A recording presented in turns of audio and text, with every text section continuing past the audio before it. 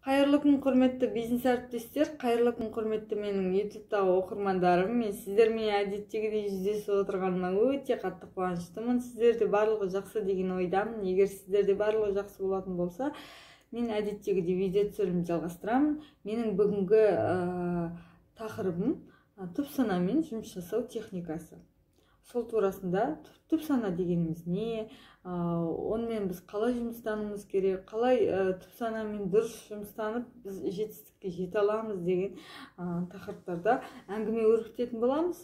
Егер менің видеом ұнап, көңілдеріңізден шығып жатса, әдеттегідей тіркеліп, өз пікірлеріңізді қалдыруды ұмытпаңыздар. Сіздердің әрбір пікірлеріңіз мен үшін өте маңызды. Ең бірінші, ол түп сана деп отқанымыз біздің ойлау қабілетіміздің, яғни мынау миымыздың ең биік нүктесі екен. Оған салынған ой міндетті түрде орындалады. Ол негативный ой болсын, ол позитивный ой болсын. Осы түп санамен жұмыс жасаудың 5 техникасын мен сіздерге қысқаша түсіндіріп кететін боламын. Кеттік достар, менімен бірге болыңыздар. Ең бірінші техникасы 95% адамда кездесетін, ол әрине қандай істі бастамастан бұрын біз күмән екен да, ол қандай істі бастамастан бұрын біз ойымызша ол болмайтын шығар, ол келмейтін шығар, ол менің қолымнан келмейтін шығар, ол мына сала менікі емес шығар, осы менің жасап жатқан жұмысым қателескен шығармын деген сияқты күмәнді ойлар арқылы біз не істейді екенбіз, түп санаға күмәнді ой салу арқылы біз блок қояды екенбіз. Ең бірінші осы менің қолымнан келмейді, мен жасай алмаймын деген нәрселерден біз арыла білуіміз керек екен. Ол үшін қалай арыламыз? Бүйтіп басыңызды ұстайсыз да, негативный ойыңызды терезенің қасына барасыз да, бүйтіп басыңызды ұстап тұрып, кәдімгі бүйтіп басыңыздан ойланып тұрып, негативный ойды біз терезеден бүйтіп апарып шығарып жібереді екенбіз. Сөйтіп біз ең бірінші күмәнді ойлардан арыла білуіміз қажет екен. Екінші бізде өте үлкен керемет техника, ол сенім. Қандай істі бастамастан бұрын сіздің өзіңіздің рухани әлеміңізде өзіңізге деген сенім болу керек екен. Мен бұны жасай алам. Жаңа күмәнді ойдан арылдық қой енді. Сонан кейін біз күмәнді мидан алып тастағаннан кейін соның орнына біз екінші не істеуіміз керек екен? Сенімді орнатуымыз керек екен. Сенімді орнату деп отқанымыз менің қолымнан келеді, мен жасай алам. Мен соған өзімнің өмірімнен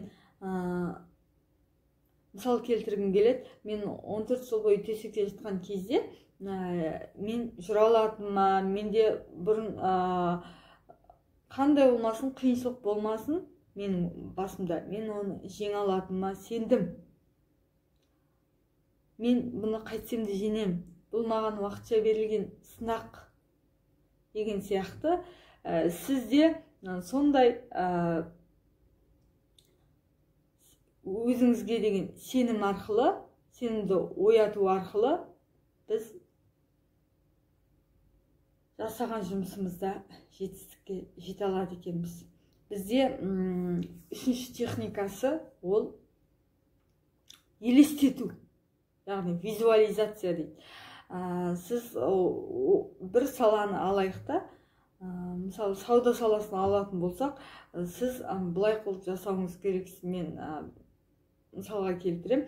Сіз бутик аштыңыз, сіз көп заттар әкеп қойдыңыз. Сол заттарды әкеп қойғаннан кейін, соны сіз отырып алып, сатылып жатқанын, көптеген клиенттердің келіп жатқанын, барлығын біз не істеуіміз керек екен? Ең бірінші визуально елестете білуіміз керек екен.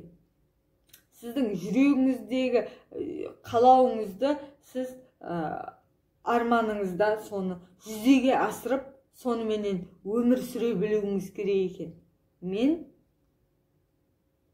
қайтсем де тұрам, төсекте мен жүрем, менде барлығы жақсы болады деп, осы визуализация арқылы мен әуелі Алла, екінші осы визуализация арқылы мен өмірімді қалыпқа келтіріп алдым. Өте керемет визуализация деген жасап үйренсеңіздер. Оны бұрын соңды жасап үйренбеген адамдарға мен алдағы уақытта өзім қалай жасаймын, соны алдағы уақытта сабақтарда бөлісетін боламын. Менімен бірге болып, әр видеомды ол үшін жіберіп алмаңыздар. Сол кезде барлығын түсінетін боласыздар. Сөйтіп біз визуализация жасай білуіміз керек екен, қажетімізше. Сонан кейін бізде төртінші техникасы ол бізде дұға екен.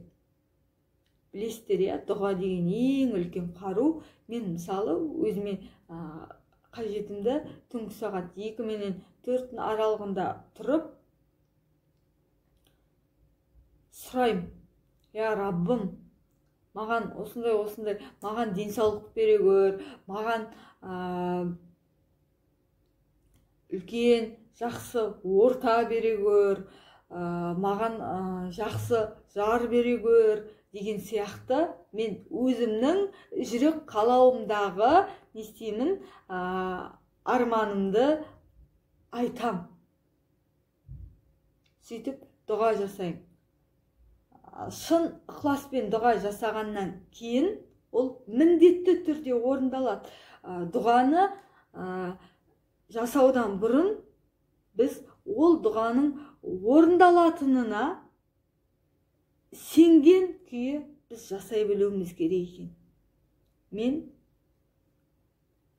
өзім солай жасадым. Мен аяғымнан тұрып кететініме сендім, және оның болатынына сендім. Мен сөйтіп Алла тағаладан мүмкіндік сұрадым. Мінекей маған мүмкіндік берді. Менде қазір Аллаға шүкір барлығы жақсы. Көп адамдардың жіберетін қателігі осы төртінші техникада дұғаны жасайды, бірақ дұғаның орындалатынына сенген күйінде шын ықыласпен жасай білу керек екен. Одан кейін бесінші техникасы, осы төрт основной техниканы сіз біртіндеп келіп орындасаңыз, ол бесінші біз не істейміз? Әрекетке көшеміз. Сосын барып біз жасайды екенбіз. Осы төртеуін турлап алғаннан кейін, сосын барып біз әрекетке көшуіміз қажет екен. Осы төртеуі турланған кезде сіздің әрекетіңізге берекелі болады, барлығы рет-ретімен ойыңыздағыдай, қалауыңыздағыдай нәтижеге қол жеткізе алады екенсіздер. Құрметті менің оқырманым, бүгінгі берген менің сіздерге түп санамен жұмыс жасау техникам, яғни өзім мен түп санаммен қалай жұмыстанамын, соның техникасымен мен бөлістім. Сіздерге ұнады деген ойдамын. Егер ұнаса, тіркеліп, өз пікірлеріңізді қалдырып кетіңіздер. Келесі видеода мен 24 сағат уақытты қалай тиімді пайдалану керекпіз деген тақырыпта мен видео түсірілім жасайтын боламын.